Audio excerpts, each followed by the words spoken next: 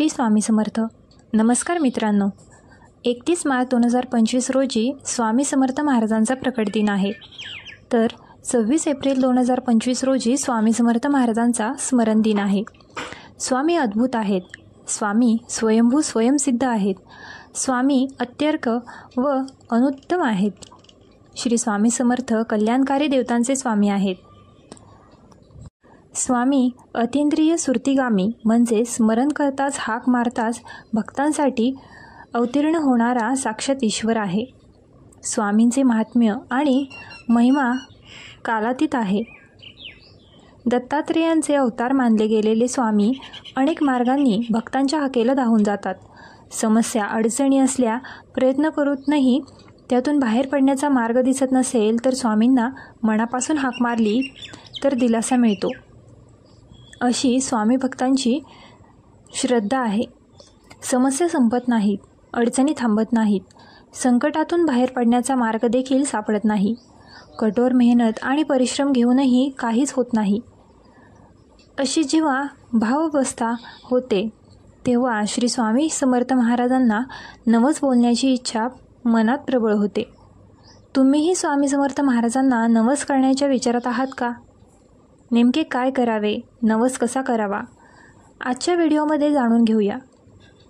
आयुष्यातील बहुतांश क्षेत्रात यश मिळावे, आपली प्रगती व्हावी, मनातील इच्छा आकांक्षा पूर्ण व्हाव्यात, सुख असावे, कल्याण व्हावे, कुटुंब मुलांची प्रगती व्हावी यासाठी माणूस आयुष्यभर झटत असतो, प्रयत्न करत असतो, मेहनत देखील घेत असतो. परंतु अनेकदा समस्या अडचणी संकटे एकामागून एक माणसाच्या मागे येतच राहतात. प्रारब्धातील भोगाच्या चक्रातून मार्गक्रमण करताना जीव अगदी मेटाकुटीला येतो. प्रयत्नांची पराकाष्ठा केली तरीही अडीअडचणी थांबत नाहीत. प्रयत्न निष्फळ करून पदरी काहीच पडत नाही. तेव्हा आराध्य देवतेला शरण जाऊन अनेकदा नवसही बोलले जातात. स्वामी समर्थ महाराज मनातील इच्छा लगेच पूर्ण करतात. भक्तांच्या हाकेला ते धावून जातात. अडचणीतून भक्ताला सोडवतात. ते म्हणतात, भिवू नकोस, मी तुझ्या पाठीशी आहे. या आश्वासनाची आपल्याला ते प्रचिती देतात. स्वामी अशक्यही शक्य करून दाखवतात. अशी अनेकांची श्रद्धा आहे. शेकडो भाविक तसे अनुभवही आपल्याला सांगत असतात. आता जाणून घेऊया श्री स्वामी समर्थ महाराजांना नवस कसा करावा. अगदी घरच्या घरी स्वामींना नवस केला जाऊ शकतो. यासाठी मोठी पूजा करावी किंवा खूप मोठे होम हवन करण्याची गरज नाही असे म्हटले जाते. स्वामींना साधेपणा अगदी प्रिय आहे. एक तर सकाळी अंघोळ नित्यकर्म करत शुचिर्भूत होऊन किंवा बाकी दिवसभरात स्वच्छ हातपाय धुवावेत आणि घरात स्वामींसमोर बसावे. घरातील स्वामींची मूर्ती किंवा तस्वीरी समोर दिवा अगरबत्ती लावा. स्वामींची मनापासून प्रार्थना करा. स्वामींसमोर हात जोडून तुमचे जे काही मागणे आहे ते मागा. संकटे समस्यांची गारणी मांडा. स्वामींना साकडे घाला. नवस बोलायचा आहे तो बोलून घ्यावा. स्वामींच्या मठात जाऊन नवस बोलू शकता किंवा तुम्ही घरीसुद्धा हा नवस बोलू शकता. आता जाणून घेऊ स्वामींना नवस कसा बोलावा. ते स्वामींच्या मठात, घरच्या घरी किंवा स्वामींच्या मंदिरात जाऊन नवस केला जाऊ शकतो. नारळ हातात घेऊन स्वामींना तुमची इच्छा सांगा. तुम्ही काय सेवा करणार याचा उल्लेख करा. नवस पूर्ण झाल्यावर तुम्ही काय करणार याचा देखील या वेळेला उल्लेख करा. नवस पूर्ण झाल्यावर नारळ नदीमध्ये किंवा वाहत्या पाण्याच्या प्रवाहात विसर्जन करा. यासह स्वामींना प्रार्थना करावी की स्वामी समर्थ महाराज हा नवस आहे तो शक्य तितक्या लवकर पूर्ण व्हावा. स्वामींसमोर नतमस्तक व्हा.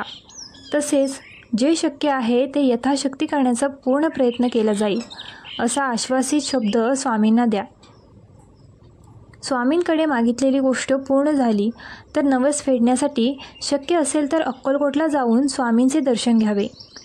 एकदा स्वामींना नवस केल्यावर कोणत्या गोष्टीचे आपण आवर्जून भान ठेवले पाहिजे. सर्वात महत्त्वाचे म्हणजे एकदा स्वामींना नवस बोलला आणि तो पूर्ण झाला तर ते काही वचन दिले आहेत ते पूर्ण करायला तुम्ही अजिबात विसरू नका. स्वामींना केलेला नवस फेडण्याचा विलंब करू नका. अन्यथा तुम्हाला पुन्हा अडचणी, समस्या यांना सामोरे जावे लागू शकते. स्वामी दयाळू असेल तरीही गोष्ट चुकवू नका. नवस पूर्ण झाल्यावर पूर्ण श्रद्धेने शब्द पाळणे आवश्यक आहे. केवळ औपचारिक म्हणून नवस बोलणे योग्य नाही. अंतर्मनातून भक्ती आणि श्रद्धा असणे हे देखील तितकेच आवश्यक आहे. तुमचे प्रयत्न आणि स्वामीबळ कृपेसाठी तुम्ही काय केले पाहिजे? स्वामींना सर्वात जास्त आवडणारी गोष्ट म्हणजे स्वामी सेवा. स्वामी सेवा सुरू ठेवा. नामस्मरण कायम ठेवा. स्वामी चरित्र सारामृत, गुरु लीलामृत, गुरुचरित्र, स्वामींचा तारक मंत्र यांचे पठण करावे. नवस पूर्ण होण्यासाठी किती वेळ लागू शकतो हे अनेक घटकांवर देखील अवलंबून आहे. असे म्हटले जाते, तुम्ही नवस बोलला आहे, किती निष्ठेने आणि श्रद्धेने नवस बोलला आहे, स्वामींवर तुम्ही किती विश्वास ठेवता, स्वकर्मातून स्वामींना प्रसन्न करण्याचा प्रयत्न करता का, इतर लोकांना तुम्ही मदत करता का, तुम्ही सदाचारी आहात का. काही वेळा तुमची इच्छा पूर्ण होण्यासाठी नियतीचा योग्य वेळेने देखील आवश्यक असते. केवळ नवस बोलून भागणार नाही. यासाठी प्रयत्नांची पराकाष्ठा करायला हवी. तुमच्या प्रयत्नांना, कृतींना स्वामीबळ, गुरुकृपेची साथ त्यानंतरच लागू शकेल. स्वामींची आपल्यावर कायम कृपा राहावी यासाठी या गोष्टी तुम्ही नित्य केल्या पाहिजेत. स्वामींवरील निष्ठा आणि श्रद्धा कधीही गमावू नका. स्वामींवर विश्वास ठेवा आणि सतत स्वामींचे नामस्मरण करत राहा. इच्छा लवकर पूर्ण न झाली तर निराश होऊ नका. इच्छा नक्कीच पूर्ण होईल याची खात्री ठेवा. व्हिडिओ आवडला असल्यास आपल्या ग्लो मराठी चॅनलला लाईक, शेअर आणि सबस्क्राईब करायला विसरू नका.